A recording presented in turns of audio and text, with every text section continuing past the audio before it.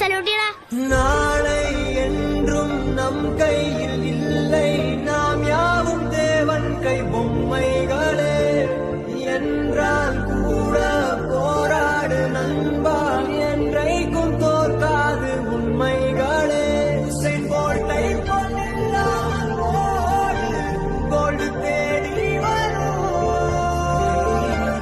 உங்கள் வாழும் நம்பிக்கை போலே வேர்வை வெற்றி தரும்.